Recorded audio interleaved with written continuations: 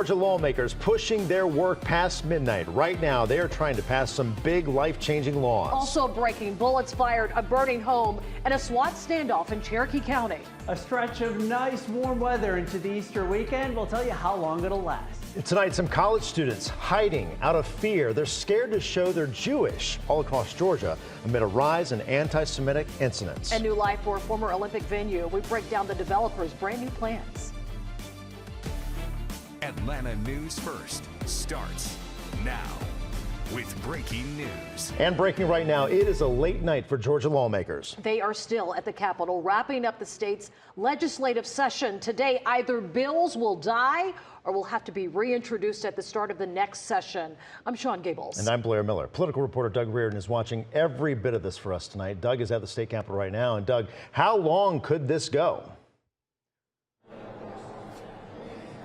You want to place bets? I really don't know, Blair. I will tell you, though, that there is nothing in state law that requires this to end at midnight. So lawmakers are still there on the House and Senate floor taking up these bills, and they're getting passed rapid fire now as it is getting late. We're approaching that time where we get that iconic moment where lawmakers gavel out for the day and for the year and throw their papers up in the air. I think for a lot of folks who have been here for the day, it can't come soon enough. But we press on here, and there is no end in sight. We watched a couple of pages here walk in with large stacks of paper. We assumed that was the next round of bills that was being voted on. So I guess the short answer to your question is probably not anytime soon. We have had a little movement, though, in the just about 2 hours since the last time that we saw you on some bills that we were paying attention to here. So this is what we've been tracking all day. In the final hours of Sine Die, the last day of the legislative session, lawmakers scrambled to get their bills turned into laws. Immigration was a top-of-mind issue after the recent death of Laken Riley, murdered on the University of Georgia campus. Her accused killer, an undocumented individual from Venezuela. Two bills were on the table. One would strip cities of state funding if they failed to report undocumented detainees in their jails. Another would let citizens sue their local governments for failing to comply with state and federal immigration laws. Both were met with mixed responses from lawmakers and advocates.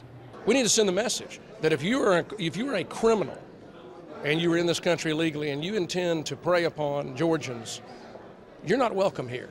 Immigration is unrelated to crime, just like any race is unrelated to crime. A slew of election bills were up for votes. One would make it easier to challenge voter eligibility. Another would reduce the number of voting machines at polling precincts, and yet another would criminalize misleading use of artificial intelligence in campaign ads.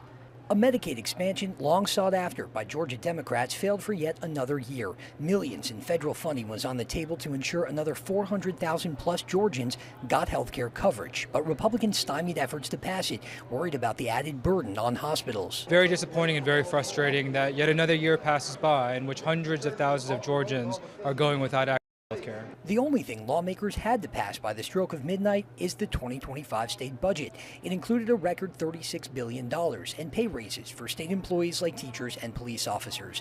Governor Brian Kemp stopped by both the House and the Senate late in the evening, prodding lawmakers to get it to his desk. I also want to thank you all for your support of the amended budget and remind you that you still have to pass the big budget tonight. I'm just kidding about that. I figured y'all might know that. And they knew it very well. The House passed it with just one person voting against the budget. It is now in the hands of the Senate, where we expect they will pass it as well. Just a couple of things. I'm going to run down the list here of things that we suspect are not going to come to a vote and are therefore now dead in the water, for lack of a better term. Medicaid expansion, that is not going to happen. Sports betting, we've heard a lot of talk about that over the last session and this session as well. That is likely not going to happen, nor is a reduction to the film tax credits. We have heard from a lot of lobbyists here that is not going to come to either floor for a vote today as well.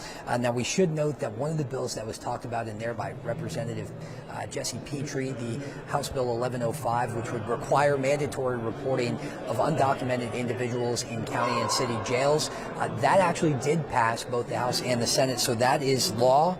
Senate Bill 189, which is one of the election bills that would require not only early counting of absentee ballots, but also would give power to local clerks to decide how many voting stations are in their precinct. That also just passed the House and the Senate as well, so that will become law too. So we have a long way to go, I suspect, here tonight, and a lot more bills to get passed, and we'll keep you updated throughout the night and into tomorrow morning. Back to you.